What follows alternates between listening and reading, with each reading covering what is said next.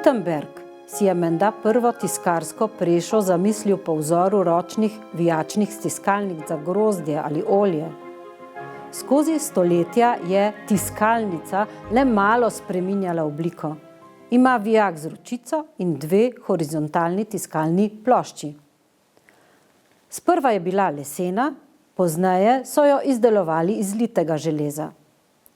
Kljub razvoju tiskarskih strojev od industrijske revolucije naprej, je tiskarska preša izvorne oblike še po drugi svetovni vojni ohranjala mesto v tiskarnah za ekskluzivne tiskovine majhnih naklad. Na primer plakate, vabila, letake, oglase, cenike, dopisne liste in podobno. Tiskarska preša Ideal Hogenforst, Leipzig, Nemčija, je izdelana okrog leta 1920 in je na moč podobna Gutenbergovi preši.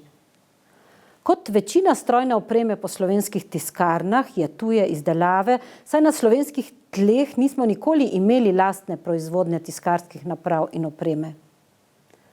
Med obema svetovnima vojnama je bila ta preša del strojne opreme v jugoslovanski tiskarni v Ljubljani.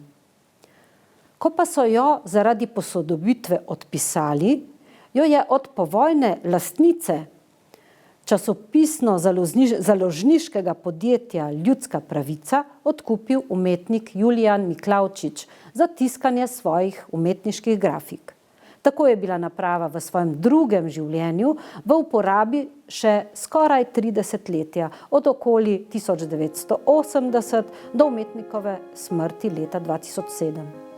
Svoje 3. življenjsko obdobje je naprava nastopila leta 2011, ko jo je Tehniški muzej Slovenije odkupil in jo kot bogatega pričevalca tiskarske zgodovine na Slovenskem uvrstil med pomembne predmete tehniške kulturne dediščine.